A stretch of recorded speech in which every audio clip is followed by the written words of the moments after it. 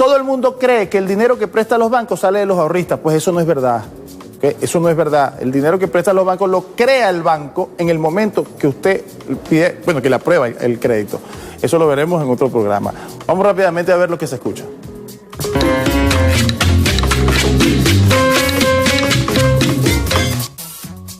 No sé. Bueno, aquí tenemos en primer lugar una nota que, por cierto, se ve cortada, de Adam Smith. La rueda, si lo puedes poner un poquito más centrado, la gran rueda de la circulación es del todo diferente de las mercancías que hace circular.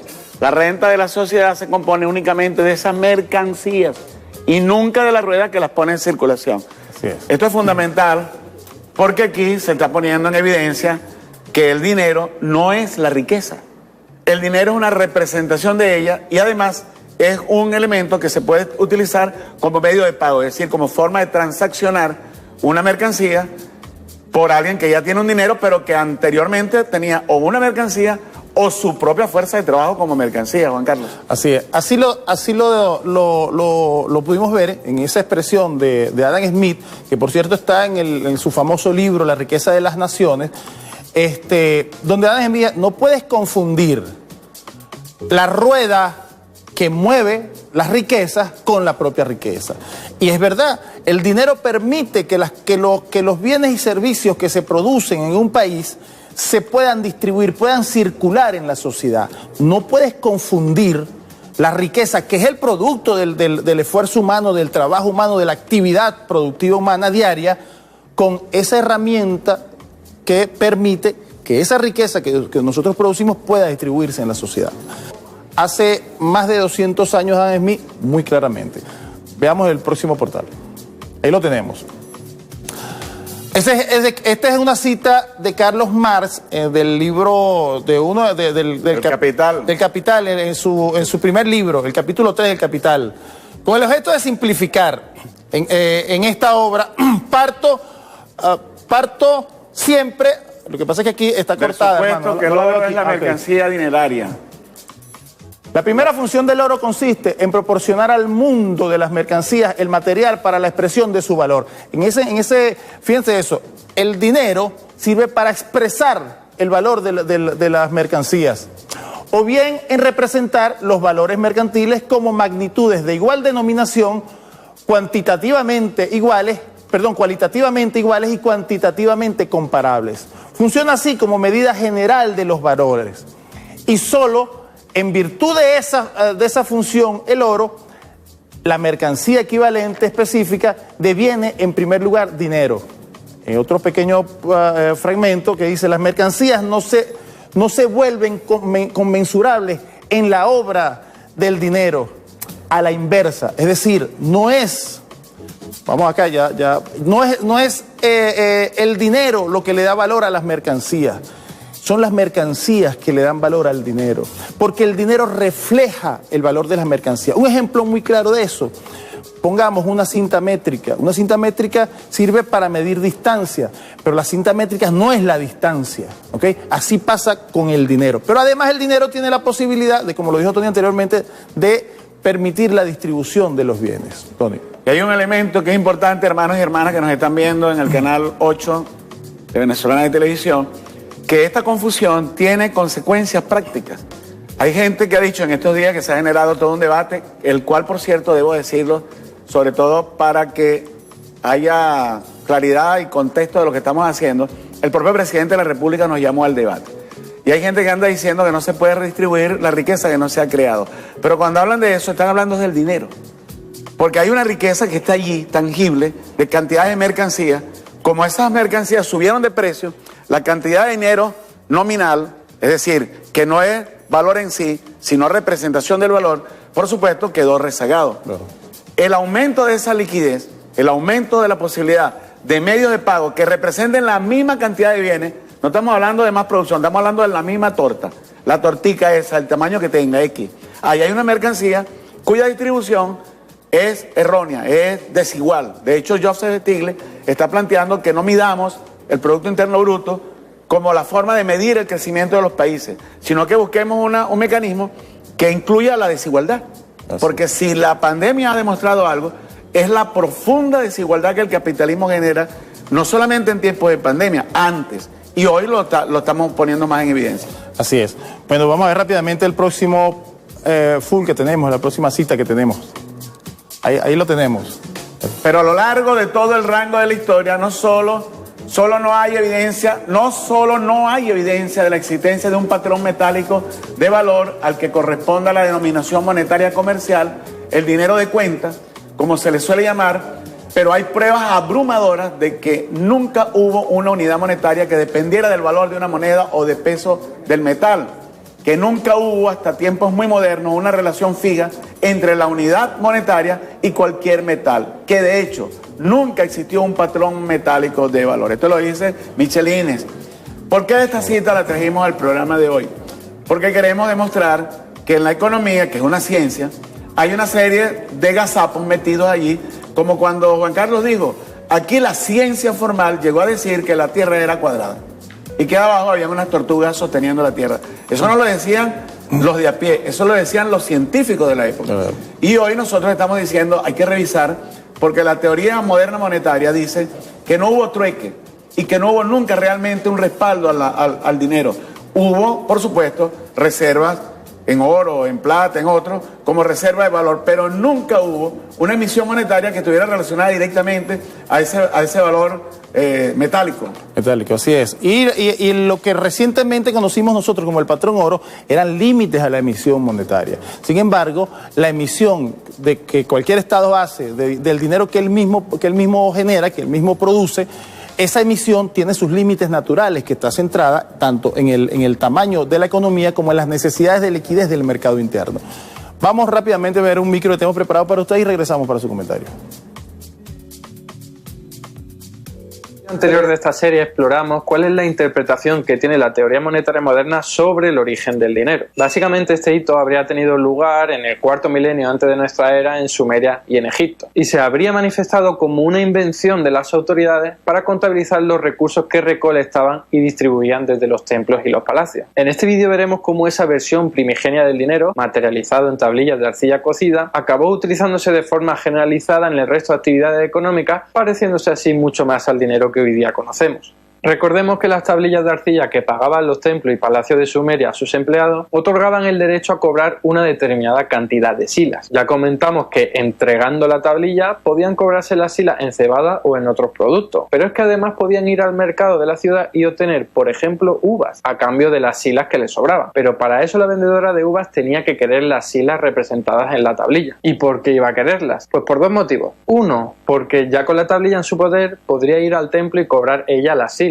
en cebada o en otro recurso que tuvieran allí, ya que entregar esa tablilla otorgaba ese derecho. Dos, porque la vendedora de uvas era un habitante más de la civilización sumeria y por lo tanto también tenía que contribuir con el mantenimiento de la guerra, el orden y la justicia que gestionaban las autoridades de los templos y palacios. Y eso lo hacía pagando tributos con cualquier cosa de valor que tuviera. Y una de esas cosas de valor era precisamente la tablilla de arcilla, porque otorgaba el derecho a cobrar cebada u otro recurso del templo. La vendedora de uvas, en vez de entregar a las autoridades uvas u otra cosa, pagaba su tributo extinguiendo su derecho a cobrar sus silas. De esta forma, las autoridades salían ganando, porque se ahorraban pagar la cantidad de cebada y otros productos a los que se habían comprometido. Al fin y al cabo tiene el mismo efecto ganar 10 silas que no perder 10 silas. Ahora los gobernantes no solo aceptaban como pago de tributos los recursos reales, sale, ganado, madera, pieles, etcétera, que siempre habían entregado a los habitantes, sino que también aceptaban las silas que esos mismos gobernantes creaban y materializaban en tablillas de arcilla. Así que estas tablillas pasaron a tener valor para todo el mundo, porque todo el mundo las podía utilizar para pagar los impuestos que exigían las autoridades y también para comprar otros productos, puesto que sus vendedores también tenían que pagar impuestos en los templos y palacios. Así fue como se pasó de un dinero que solamente se utilizaba para contabilizar las operaciones que tenían lugar en los templos y los palacios a un uso de dinero generalizado por toda la sociedad para cualquier tipo de transacción o pago. La tablilla de arcilla se convirtió en un objeto monetario, función que 2 milenios más tarde pasarían a desempeñar las monedas de metales preciosos. Ahora se debería entender mejor por por qué el dinero es visto como crédito o como deuda, tal y como vimos en el capítulo 1. El dinero es una deuda del Estado y un crédito para los ciudadanos. Quien trabaje para el Estado es recompensado con crédito que puede gastarse tanto en el Estado como en el resto de la sociedad, porque el Estado impone por la fuerza la utilización de su dinero. Así, toda la sociedad se vuelve deudora de la persona que disponga dinero. El economista escocés Henry Dunning MacLeod expresó esta idea en el siglo XIX con estas palabras: el dinero es simplemente el derecho a exigir un bien o un servicio a otra persona. Por su parte, el sociólogo George Simmel resumió esta idea aún más a principios del siglo XX. El dinero es solo un reclamo sobre la sociedad. Quizás ayude a imaginar a este dinero crédito como si fuesen los créditos que se utilizan en las máquinas de azar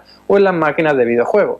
Una cantidad que necesitas tener antes de poder jugar, solo que en el caso del dinero sirve para todo lo demás. Esto quizás puede verse también de una forma muy ilustrativa en la película de Andrew Niccol, In Time, donde el dinero se mide en tiempo de vida. Quien aporte valor a la sociedad es remunerado con minutos y horas, lo que no solo le sirve para vivir más, sino también para comprar bienes y servicios, porque es el dinero que se ha impuesto por la fuerza en toda la sociedad. La clave de esta visión radica en que el dinero no se estaría utilizando por el valor que tuviese el material del que estuviese hecho, como se desprende de la visión de dinero mercancía, sino por la utilidad que tenía el dinero a la hora de pagar los impuestos que exigían las autoridades. Pagar impuestos tenía valor en sí mismo, porque no hacerlo te enfrentaba a penas de multa, de prisión e incluso de esclavitud. Si la gente quería vivir en paz, no le quedaba más remedio que pagar esos impuestos, que al principio eran en especie con cosas reales, pero que luego fueron nominados en unidades de cuenta abstractas como los silas o los debes. Así que para disponer de esas unidades de cuenta, a la gente no le quedaba más remedio que trabajar para las autoridades o producir algo para ser vendido luego por ese dinero. En otras palabras, la gente utilizaba el dinero que había creado el Estado porque lo necesitaba para pagar los impuestos que ese mismo Estado exigía en tributo.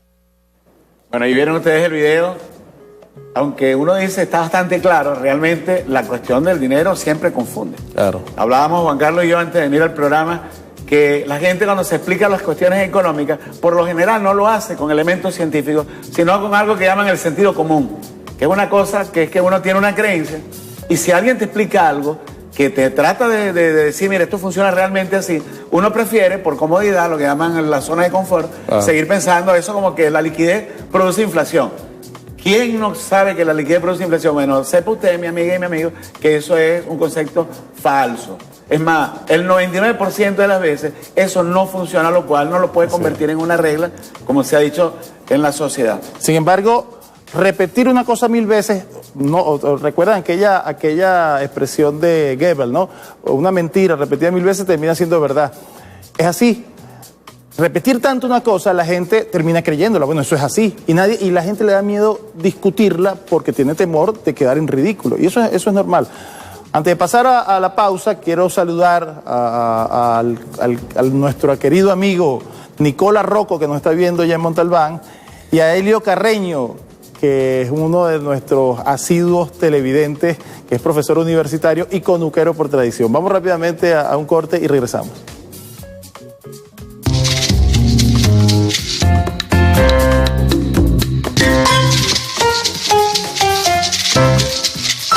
Bueno, ya estamos de regreso en su programa Bosa con Valdés. Y qué lástima que no puedan ver los comentarios en el corte, porque a veces es más interesante el corte que los comentarios. Fíjense, la confusión que se genera entre la riqueza y el dinero. El dinero no es la riqueza, señores y señoras. El dinero es una representación, ya lo vimos que lo dijo Carlos Marx, ya lo vimos que lo dijo Adam Smith. Imagínense este celular. Supongamos que este celular vale 1000 X, cualquier cosa. Y yo tengo 1000 en medios de pago para pagar este celular. La riqueza no es el medio de pago, que es la representación. No es el dinero, no es el dinero digital. Es el bien producido por la humanidad, por el trabajador, por la fuerza de trabajo. Si este pasa de 1000 a 1.000.000, yo tengo que reponer la cantidad de liquidez para que llegue a 1.000.000. ¿Estoy creando riqueza de la nada? No. La riqueza es esta misma. Estoy creando medio de pago equivalente. De hecho, Carlos Marx decía que el dinero es el equivalente universal. Equivalencia, la palabra clave es equivalencia, Juan Carlos. Pero yo doy otro ejemplo un poco para que comprendamos el por qué el dinero no lo puedes equiparar a la riqueza, porque la riqueza tiene además un valor en sí mismo, lo vimos en el fragmento que tomamos ahí del Capital, de Carlos Marx. Las riquezas en sí mismas tienen valor, el dinero refleja ese valor, pero ¿cómo podemos? Vamos a hacer un ejercicio intelectual aquí para ver cómo podemos demostrar eso. Si usted agarra esta silla esta silla que fue fabricada por alguien, tenemos la silla y olvídense y desaparezcan todos los demás bienes de la tierra, todos los demás, solamente dejemos la silla. La silla sigue sirviendo para lo que fue creado. Por supuesto, la silla yo puedo seguirme sentando, puedo seguir descansando en ella, o sea, sigue teniendo su valor de uso.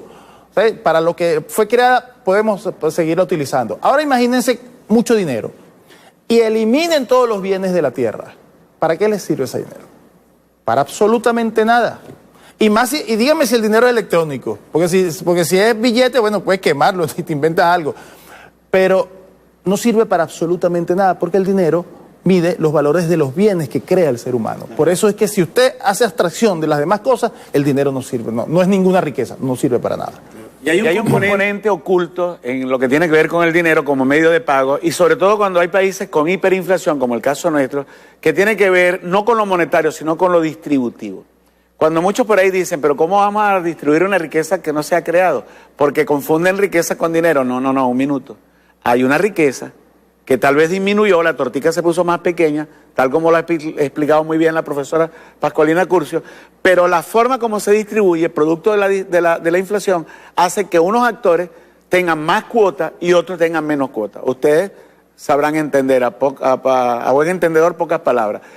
La capacidad de entregarle medio de pago al actor que está disminuido en esa distribución, es decir, un hecho distributivo, no hace que creas más riqueza, hace que recomponga el hecho distributivo y genere mayor igualdad. De hecho, el propio Stiglitz, que no es socialista ni es comunista, está preocupado, el propio Fondo Monetario Internacional está preocupado por el problema de la desigualdad, Juan Carlos. El Fondo Monetario Internacional está diciendo que deben darle una suerte de, digamos, de bonos, como los que nos dan a nosotros acá en Venezuela, pero unos bonos que superan miles de dólares para que la gente pueda demandar, porque hay una recesión mundial. Al haber una recesión mundial, es decir, hay muy poca demanda en el mundo, eso está afectando la producción mundial. Entonces, para estimular, fíjense esto, es una propuesta del Fondo Monetario Internacional, pero ya Joseph Stiglitz lo había dicho meses atrás también. Para poder estimular y que no siga cayendo la producción mundial, ellos están proponiendo que los gobiernos le entreguen una suerte de pensiones, algo así, a su población. No por buena gente. ¿Sí? No por buena gente. Entonces se preguntarán estos compañeros de los que hacía referencia Tony, ¿y de dónde van a sacar ese dinero? Es que el dinero es una herramienta para el Estado, es una herramienta económica. Una herramienta económica que tú puedes emitir más, porque si las necesidades del mercado así lo imperan, tú emites más y hay mecanismos para eso. Eso lo hacen todos los países del mundo. Y si necesitas restringir la liquidez, porque el mercado así te lo exige, pues también hay mecanismos para eso. Pero es una herramienta.